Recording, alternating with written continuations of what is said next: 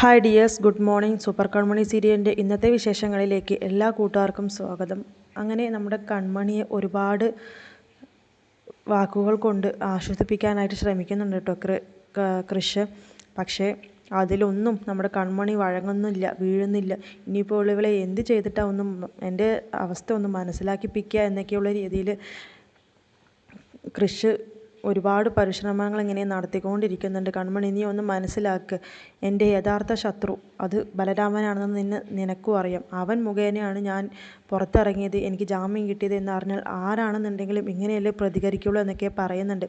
കൂടാതെ കൃഷി തന്നെ പറയാണ്, അവൻ്റെ കൂടെ ആ ഒരു ദിവസം ആ രാത്രി ഞാൻ അവിടെ കഴിച്ചു കൂട്ടിയ കാര്യം എത്ര വീർപ്പുമുട്ടലോടെ ആണ് എന്നുള്ളത് എനിക്ക് മാത്രമേ അറിയുള്ളൂ. അത്രത്തോളം എനിക്ക് അവനെ ഞാൻ വെറുക്കുന്നുണ്ട്, എൻ്റെ ശത്രുവാണ് എന്നൊക്കെ പറയുന്നുണ്ട്. അപ്പോൾ സാറ് എന്താ എൻ്റെ അവസ്ഥ ആലോചിക്കാത്തത്? ആ രാത്രി ഞാൻ അനുഭവിച്ച വിഷമവും പ്രയാസവും അതെന്താ സാറ് അറിയാത്തത്? എങ്ങനെയെങ്കിലും സാറിനെ പുറത്തിറക്കണം, കാരണം ഞാൻ കാരണമാണല്ലോ സാർ ജയിലിലേക്ക് പോയത്. എനിക്ക് പോലീസുകാരൻ്റെയോ അതുപോലെ തന്നെ കോടതി നിയമങ്ങളോ ഒന്നും എനിക്കറിയില്ല. ഭഗവാനോട് കരഞ്ഞ് പ്രാർത്ഥിച്ച സമയത്ത് ഭഗവാൻ അയച്ച പോലെയാണ് എനിക്ക് ഭാഗ്യശ്രീ എൻ്റെ മുന്നിൽ വന്ന് നിന്നത്, രക്ഷപ്പെടുത്തി തരാമെന്നുള്ള രീതിയിൽ. എനിക്ക് പിന്നെ അത് കേൾക്കേണ്ടി വന്നു, കാരണം എനിക്ക് വേറൊരു വഴി ഉണ്ടായിരുന്നില്ല. ഇതിന് പിന്നാലെ നടക്കാൻ എൻ്റെ കൂടെ ആരുമില്ല.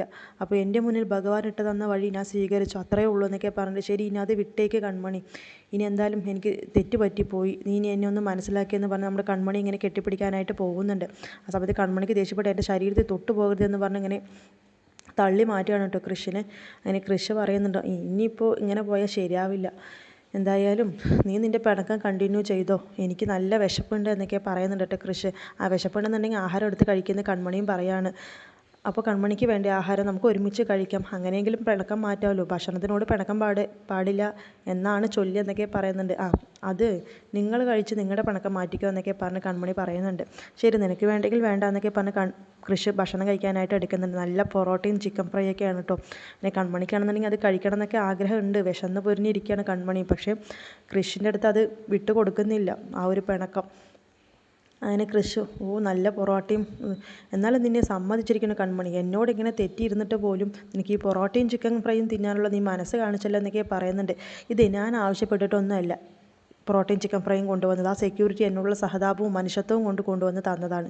ഇതിലെന്താണെന്ന് പോലും ഞാൻ നോക്കിയിട്ടില്ല കേട്ടോ, ഞാൻ അങ്ങനെ ഭക്ഷണത്തിനോട് ആർത്തിയുള്ള കൂട്ടത്തിലല്ല എന്നൊക്കെ പറയുന്നുണ്ട്. അങ്ങനെയാണോ? എന്നാലും ഞാനൊക്കെ ആണെന്നുണ്ടെങ്കിൽ പിണക്കമൊന്നും ഞാൻ കാര്യമാക്കില്ല, ഞാൻ ഭക്ഷണം കഴിക്കും, എനിക്ക് നല്ല വിശപ്പുണ്ടെന്നൊക്കെ പറഞ്ഞ് നല്ല പൊറോട്ടയും ചിക്കനൊക്കെ ഇങ്ങനെ കൂട്ടി ഇങ്ങനെ കഴിക്കുന്നുണ്ട്. കൺമണിക്കാണെങ്കിൽ അത് കണ്ട് ഇങ്ങനെ വായിൽ വെള്ളം ഊറി വരുന്നുണ്ട്. പക്ഷേ കൃഷിനോടൊന്നും കാണിക്കാതെ മറച്ചു പിടിച്ച് നിൽക്കുന്നുണ്ട്. അങ്ങനെ കൃഷി അങ്ങനെ കൺമണിയുടെ വായിലേക്കൊക്കെ ഇങ്ങനെ വെച്ച് കൊടുക്കുന്ന പോലെയൊക്കെ പോകുന്നുണ്ട്. കൺമണിയാണെന്നുണ്ടെങ്കിൽ മുഖം മാറ്റി മാറ്റി വയ്ക്കുന്നുണ്ട്. എനിക്കൊന്നും ആവശ്യമില്ല, എനിക്ക് വിശപ്പില്ല, എനിക്ക് വേണ്ടാന്നല്ലേ എന്നൊക്കെ പറഞ്ഞിട്ട് കൃഷിനെ മാറ്റി നിർത്തുന്നുണ്ട് കേട്ടോ. അങ്ങനെ കൃഷിയാണെന്നുണ്ടെങ്കിൽ എന്താ ടേസ്റ്റ്, എന്താ പൊറോട്ട, എന്താ ചിക്കൻ ഫ്രൈ ഒക്കെ ഒരു ടേസ്റ്റാണ് എന്നൊക്കെയുള്ള രീതിയിൽ ഇങ്ങനെ കൺമണിയെ കൊതിപ്പിക്കാനായിട്ട് പിണക്കം മാറ്റാനായിട്ടൊക്കെ ഇങ്ങനെ ഓരോ ഡയലോഗുകൾ ഇങ്ങനെ അടിക്കുന്നുണ്ട്. കൺമണിയാണെന്നുണ്ടെങ്കിൽ ഒട്ടും വിട്ടുകൊടുക്കാതെ എനിക്കിതിൻ്റെ ആവശ്യമില്ല, ഞാൻ ഭക്ഷണം കാണാതെ വളർന്നു പോകുന്നതല്ല എന്നൊക്കെയുള്ള രീതിയിൽ പറയാണ്. ഇനിയിപ്പോൾ ഈ റൂട്ട് ശരിയാവില്ല, ഇനി ഡയലോഗ് കൊണ്ടുള്ള പ്രവർത്തികൾ ഇനി ഉണ്ടായിട്ട് കാര്യമില്ല, ഇനി ആക്ഷൻ ആവാം, കുറച്ച് കോമഡി ആകാം എന്നൊക്കെ പറഞ്ഞ് കൃഷി ഓരോ കോപ്രായങ്ങൾ ഇങ്ങനെ കാണിക്കുന്നുണ്ട്. ഇങ്ങനെ അത് കണ്ട് കൺമണിക്കാകെ ചിരി വരുന്നുണ്ട്. അങ്ങനെ പതിയെ ഇങ്ങനെ ചിരിച്ചു പോവുകയാണ് കേട്ടോ. കൺമണി ചിരിച്ചേ എന്നൊക്കെ കൃഷി പറയുന്നുണ്ട്. ഞാൻ ചിരിച്ചിട്ടൊന്നുമില്ല, ഈ കോപ്രായം കണ്ട് ചിരിക്കാനല്ലേ, എനിക്ക് വേറെ പണിയുണ്ട്. പിന്നെ എന്തിനാ കുറച്ച് നേരമെങ്കിലും വായി കൊണ്ട് ഇത്തരം മിണ്ടാതിരുന്നൂടെ, എന്തിനാ ഇങ്ങനെ ചിലവിലാന്ന് കൂട്ടിക്കൊണ്ടിരിക്കുന്നത് എന്നൊക്കെ കൺമണി ചോദിക്കുകയാണ്. പിന്നെ ചിലവിലെ കൂട്ടാതെ പിന്നെ എൻ്റെ പെണ്ണിനോട് ഞാൻ സംസാരിക്കാതെ പിന്നെ ആര് സംസാരിക്കാനാ, കൺമണി നീ ഒന്ന് ഭക്ഷണം കഴിക്കുക എന്നൊക്കെ പറഞ്ഞു, എനിക്ക് വേണ്ട എന്നല്ലേ പറഞ്ഞത് എന്നൊക്കെ പറയുന്നുണ്ട്. അങ്ങനെ ഇതിങ്ങനെ വിട്ടാൽ പറ്റില്ല എന്നൊക്കെ പറഞ്ഞ് കൃഷി എണീച്ച് തന്നിട്ട് സർവേശ്വരനെ എന്നൊക്കെ പറഞ്ഞ് ഇങ്ങനെ ഏത്തം ഇടുന്നുണ്ട് കേട്ടോ. 1 2 3 അങ്ങനെ ഏത്തം ഇടുന്ന കണ്ടിട്ട് കൺമണിക്ക് സങ്കടം ആവുന്നുണ്ട്. സങ്കടം കണ്ടിട്ട് വേണ്ട സാർ എന്നൊക്കെ പറഞ്ഞ് തടുത്ത് നിർത്തി കൃഷിനെ കെട്ടിപ്പിടിക്കുകയാണ് കേട്ടോ. അങ്ങനെ കൃഷിന് അത് ഒരുപാട് സന്തോഷമാണ്. സാർ എനിക്ക് വേണ്ടി ഇങ്ങനെയൊന്നും ചെയ്യണ്ട, അന്ന് ജയിലിൽ ജാമ്യത്തിന് ഇറങ്ങിയ സമയത്ത് സാർ എന്നെ ഓടി വന്ന് കെട്ടിപ്പിടിച്ച് ഒരു ഉമ്മ തരുമെന്ന് കരുതി, ആ ഒരു സന്തോഷം കൊണ്ട്. പക്ഷേ അതിനെതിരായി സംഭവിച്ചപ്പോൾ എനിക്ക് ആ നിമിഷം തന്നെ മരിച്ചു പോയാൽ മതി എന്നൊക്കെ തോന്നിയിരുന്നു, അതുകൊണ്ടാണ് ഞാൻ ഇങ്ങനെയൊക്കെ തീരുമാനം എടുത്തത്, സാറിൻ്റെ മുഖത്ത് പോലും നോക്കില്ല എന്നൊക്കെയുള്ള രീതിയിൽ എന്നൊക്കെ പറയുന്നുണ്ട്. ആ സമയത്ത് കൃഷി പറയുന്നുണ്ട്, കൺമണിയുടെ കണ്ണുനീര് തുടച്ചുകൊണ്ട്, നീ മരിച്ചാൽ പിന്നെ എനിക്കാരാ, ഞാനും നിൻ്റെ കൂടെ തന്നെ വരും. പിന്നെ നമ്മൾ സ്വർഗ്ഗത്തിൽ വെച്ചായിരിക്കും കണ്ടുമുട്ടാനായിട്ട് പോകുന്നത്. എൻ്റെ ആത്മാവ് നിൻ്റെ പുറകിൽ ഇങ്ങനെ നടക്കും. പിന്നെ പരദൂഷണം പറഞ്ഞ് നടക്കാൻ അവിടെ വേറെ ആത്മാക്കൾ ഉണ്ടാവും എന്നൊക്കെ പറഞ്ഞ് ഇങ്ങനെ കോമഡി അടിക്കുകയാണ് കേട്ടോ. അങ്ങനെ കൺമണി അതൊക്കെ കേട്ട് ചിരിക്കുന്നുണ്ട്. എന്തായാലും നമ്മളുടെ ഇടയിൽ ഇനിയൊരു പിണക്ക് ഉണ്ടാവില്ല. നമ്മളുടെ ഭഗവാനാണ് നമ്മളെ കൂട്ടി യോജിപ്പിച്ചത്. ഈ താലി എത്ര തവണ നമ്മൾ വലിച്ചൂരാൻ നോക്കിയിട്ടുണ്ട്, പക്ഷെ അതൊന്നും നമുക്കത് പൊട്ടിച്ച് കളയാനായിട്ട് കഴിഞ്ഞിട്ടില്ല. കാരണം ദൈവം കൂട്ടിച്ചേർത്തതാണ് നമ്മളെ. ദൈവം തന്നെ വിചാരിക്കണം നമ്മളെ പിരിയിപ്പിക്കാനും എന്നൊക്കെ പറഞ്ഞ് അവരവിടെ സന്തോഷത്തോടു കൂടി ആ ഒരു ഭക്ഷണമൊക്കെ കഴിക്കുന്നുണ്ട്. കൺമണിക്ക് വാരി കൊടുക്കുന്നു, കൺമണി കൃഷിന് വാരി കൊടുക്കുന്നു.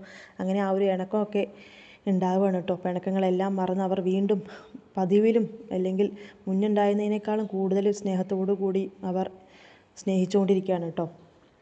ഇതേ സമയം ബാലുവിനെയും സുമിത്രയും അതുപോലെ തന്നെ ഷൺമുഖദാസ് വക്കീലിനെയാണ് കേട്ടോ കാണിക്കുന്നത്. അവർ അങ്ങനെ സുമിത്ര പറയാണ്, ആ ബലരാമൻ അവൻ എന്താ ഇങ്ങനെ, ആ സാഗർന്ന് വെച്ചാൽ നമ്മൾ ഇപ്പോൾ ജീവൻ കളയുന്ന രീതിയിലാണ് നിൽക്കുന്നത്. അച്ഛൻ എന്നുള്ള രീതിയിൽ നമ്മൾ ശത്രുവാക്കാൻ നോക്കുമ്പോൾ അവൻ മിത്രമാവാനാണ് നോക്കുന്നത്. ഇതിങ്ങനെ വിട്ടാൽ ശരിയാവില്ല എന്നൊക്കെ പറയുന്നുണ്ട്. ആ സമയത്ത് തന്നെ ഷൺമുഖദാസ് പറയുന്നുണ്ട്, എന്തായാലും സാഗർ 10 ദിവസത്തിനുള്ളിൽ നാട്ടിലെത്തുമെന്നാണ് ഞാൻ വിളിച്ചപ്പോൾ എനിക്ക് അറിയാൻ കഴിഞ്ഞത്. അപ്പോൾ അങ്ങനെ വന്നാൽ സാഗർ തന്നെ ബലരാമനെ പുറത്തിറക്കും. പിന്നെ ബലരാമൻ പിന്നെ അച്ഛ എന്നുള്ള രീതിയിൽ അവനോട് കൂറ് കാണിക്കാൻ തുടങ്ങും എന്നൊക്കെ പറയാണ് കേട്ടോ. അങ്ങനെ വന്നാൽ പിന്നെ നമ്മളൊക്കെ തോറ്റു പോകും എന്നൊക്കെ പറയുന്നുണ്ട്. അതിനൊരിക്കലും വിടരുത്. അത് അങ്ങനെ ആവാതിരിക്കാനായിട്ട് സുമിത്രയും ബാലും എന്തെങ്കിലും ചെയ്തേ പറ്റൂ, അല്ലെങ്കിൽ നിങ്ങൾക്കായിരിക്കും നഷ്ടം ഉണ്ടാവും എന്നൊക്കെ പറയുന്നുണ്ട്. എന്തായാലും ഞാൻ അവനെ വളർത്തിയത് എൻ്റെ അടിമനെ പോലെയാണ്, എൻ്റെ മകനെ പോലെയല്ല. ഞാൻ എന്ത് പറഞ്ഞാലും, ഈ യജമാനത്തി എന്ത് പറഞ്ഞാലും അവൻ അത് അനുസരിച്ചിരിക്കും. അതിനുള്ള വഴികളൊക്കെ ഞാൻ നോക്കിക്കോളാം. ആ സാഗറിനെ കണ്ട കടിച്ചു കീറാൻ പാകത്തിന്, കൊന്നു കൊല വിളിക്കാനുള്ള പാകത്തിന് പകയായിട്ട് നിൽക്കുന്ന ഒരു ബലരാമനെ ഞാൻ ഈ 10 ദിവസത്തിനുള്ളിൽ ഞാൻ ആക്കിയെടുക്കും. അത് ഞാൻ നോക്കിക്കോളാം എന്നൊക്കെ പറയുന്നുണ്ട്. ഈ സമയത്താണ് ഭാഗ്യശ്രീ അങ്ങോട്ടേക്ക് കയറി വരുന്നത്. അങ്ങനെ ഭാഗ്യശ്രീയോട് ഷൺമുഖദാസ് ചോദിക്കുന്നുണ്ട്, ഭാഗ്യശ്രീ നീ എന്ത് പണിയായി കാണിച്ചത്? ആ കൃഷിനെ നീ എന്തിനാ ജാമ്യത്തിൽ ഇറക്കിയതെന്ന് ചോദിക്കുന്നുണ്ട്. ജാമ്യത്തിൽ ഇറക്കിയതിന് നിങ്ങൾക്ക് എന്താ, നിങ്ങൾക്ക് വല്ല കുഴപ്പമുണ്ടോ എന്നൊക്കെ ചോദിക്കുന്നുണ്ട്. അതെന്നാലും അങ്ങനെ ചെയ്യാൻ പാടില്ല എന്നൊക്കെ പറയുന്നുണ്ട്. ഓ, നിങ്ങൾ ചെയ്യുന്നതൊക്കെ ശരിയാണോ? നിങ്ങൾ എൻ്റെ കാര്യത്തിൽ തലയിടാനായിട്ട് വരണം എന്നൊക്കെ പറയുന്നുണ്ട്. സുമിത്ര ആ സമയത്ത് പറയുന്നുണ്ട്, എടി നീ ഇങ്ങനെ തർക്കുത്തരം പറയുന്നു, അത് ആരാന്ന് നിനക്ക് അറിയുമോ എന്നൊക്കെ ചോദിക്കുന്നുണ്ട്. ആരാന്ന്? കുറ്റവാളികളുടെയും ക്രിമിനലിൻ്റെയും എന്ത് പൈസ കൊടുത്താലും എന്ത് കുറ്റവും ബാധിച്ച് ജയിക്കുന്ന ഒരാളാണ്. അതിനെന്നെ കിട്ടില്ല.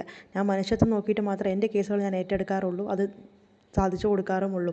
ഞാൻ എന്തായാലും കൃഷിൻ്റെ കാര്യത്തിൽ ഞാൻ ആ ഒരു നേടിയെടുക്കുക തന്നെ ചെയ്തു. എൻ്റെ ഭാഗത്ത് ന്യായവും മനുഷ്യത്വം ഉള്ളതുകൊണ്ട് ആ കേസ് ഞാൻ ജയിച്ചു. കൃഷിന് ജാമ്യം കിട്ടി. പിന്നെ നിങ്ങൾ എൻ്റെ ഏട്ടനെതിരെ കുറേ കെട്ടുകഥകൾ മെനഞ്ഞ്, അല്ലെങ്കിൽ അവനെ ഒരുപാട് നിങ്ങൾ എന്തൊക്കെയോ രീതിയിൽ ആക്കിയെടുക്കാൻ നോക്കുന്നുണ്ട് എന്ന് എനിക്കറിയാം. പക്ഷെ അതൊന്നും വിജയിക്കാനായിട്ട് പോകുന്നില്ല. ഏട്ടന് ഒരു രീതിയിൽ നിങ്ങൾക്കിനി ഞാൻ വിട്ടുതരാനും ഉദ്ദേശിക്കുന്നില്ല എന്നൊക്കെ വെല്ലുവിളിച്ച് പോവുകയാണ് കേട്ടോ. അങ്ങനെ ഷൺമുഖദാസും ബാലുവും അതുപോലെ തന്നെ സുമിത്രയും കൂടെ ഭാഗ്യശ്രീ പോയതിനു ശേഷം പറയുന്നുണ്ട്, എന്തായാലും ബലരാമൻ്റെ കാര്യം അത് കുറച്ചും കൂടി സീരിയസ് ആയി കാണണം. ആ സാഗറിനെ തകർക്കാനുള്ള ഒരേ ഒരു ആയുധം ബലരാമൻ മാത്രമാണ്. അത് നമ്മൾ ശക്തമായിട്ട് തന്നെ ഉപയോഗപ്പെടുത്തണം എന്നൊക്കെയുള്ള രീതിയിൽ തീരുമാനം എടുക്കുന്നുണ്ട്. പിന്നീട് കാണിക്കുന്ന നമ്മുടെ വരുണിനെ ആശുപത്രിയിൽ വെച്ച് കാണിക്കുന്നുണ്ട്. അനിരുദ്ധിനോട് പറയുന്നുണ്ട്, സാർ ഇനി ഞാൻ മരണം വരെ ഒരു ഉപകാരം സാറിനോട് ചോദിക്കില്ല. അവസാനത്തെ ആഗ്രഹമാണ്, ഒന്ന് സാധിച്ചു തരണം. ആ കൺമണിയെ വെറുതെ വിടരുതെന്ന് പറയുന്നുണ്ട്. അങ്ങനെ കൺമണി നമുക്ക് ഇപ്പോൾ എങ്ങനെയാണ് തകർക്കാൻ കഴിയുക? അതൊന്നും നിസ്സാരമല്ല എന്നൊക്കെ പറയുന്നുണ്ട്. നമുക്ക് ആ 101 പവൻ്റെ കേസിൽ കുടിക്കാമല്ലോ, സ്ത്രീധനം വാങ്ങി എന്നുള്ള രീതിയിൽ എന്നൊക്കെ പറയുന്നുണ്ട്. ആ സമയത്ത് തന്നെ അനിരുദ്ധ് പറയുന്നുണ്ട്, അതങ്ങനെ കൊടുക്കാനായിട്ട് കഴിയില്ല. സ്ത്രീധനം വാങ്ങുന്നത് പോലെ തന്നെ കൊടുക്കുന്നതും കുറ്റമാണ്. പിന്നെ നിങ്ങളെ ആയിരിക്കും അറസ്റ്റ് ചെയ്യേണ്ടി വരിക, നിങ്ങളായിരിക്കും ജയിലിൽ കിടക്കുക എന്നൊക്കെ പറയുന്നുണ്ട്. ആ സമയത്ത് വരുൺ പറയുന്നുണ്ട്, ശരി എന്നാൽ ആ കൃഷിനെ എങ്ങനെയെങ്കിലും കൊന്നു കൊല വിളിക്കാൻ പറ്റുമോ, അവനെ എങ്ങനെയെങ്കിലും കേസിൽ കൊടുക്കാൻ പറ്റുമോ എന്നൊക്കെ ചോദിക്കുന്നുണ്ട്. അവനെ ഇല്ലാത്ത വകുപ്പുകളെല്ലാം ചുമത്തിക്കൊണ്ടാണ് കേസ് ഉണ്ടാക്കിയിട്ടുള്ളത്, എന്നിട്ട് അവൻ പുഷ്പം പോലെ ഇറങ്ങി വന്നില്ലേ എന്നൊക്കെ പറയാണ് കേട്ടോ അനിരുദ്ധ്. എന്നാലും ആ ബലരാമൻ ആ കൃഷിൻ്റെ വലിയ ശത്രുവാണല്ലോ. എന്നിട്ട് ആ ബലരാമൻ്റെ അനിയത്തി കൃഷിനെ പുറത്തിറക്കി ജാമ്യത്തിലിറക്കി എന്നൊക്കെ പറയുമ്പോൾ എന്തൊക്കെയാണ് ഇവിടെ നടക്കുന്നത്? എന്തായാലും ആ കൃഷിനെ എങ്ങനെയെങ്കിലും പൂട്ടണം സാർ, അതെനിക്കൊന്ന് ചെയ്തു തരണം എന്നൊക്കെ പറയുന്നുണ്ട്. കുറച്ച് വളഞ്ഞ വഴികളൊക്കെ പ്രയോഗിക്കേണ്ടി വരുന്നൊക്കെ പറയുന്നുണ്ട്. നേരായ വഴി പോയിട്ട് ഒന്നും നടക്കുന്നില്ല, ഇനി വളഞ്ഞ വഴിയാണെങ്കിൽ അങ്ങനെ. സാർ എന്തായാലും എൻ്റെ കൂടെ നിന്ന് അതൊന്ന് സാധിപ്പിച്ച് തരണം. എനിക്ക് അവരെ രണ്ടുപേരെയും തകർക്കണം, എന്തായാലും വേണ്ടില്ല എന്നൊക്കെ പറഞ്ഞു. ഈ സമയത്ത് ഇഞ്ചക്ഷൻ വെക്കാനായിട്ട് നേഴ്സ് വരുന്നുണ്ട്. അയ്യോ എനിക്ക് ഇഞ്ചക്ഷൻ വേണ്ട സിസ്റ്ററിനെ എത്ര തവണ പറഞ്ഞാണ്, ആ മരുന്ന് എൻ്റെ വായിലേക്ക് ഇട്ടതാണ്, ഞാനത് മുഴുങ്ങിക്കോളാം, ശരീരത്തിൽ എത്തിയാൽ പോരെ എന്നൊക്കെ പറയുന്നുണ്ട്. ഇയാൾ എന്താ എത്ര പേടിക്കുന്ന ഒരു ഇഞ്ചക്ഷൻ, ചെറിയ കുട്ടികളെ പോലെ എന്നൊക്കെ പറയുന്നുണ്ട്.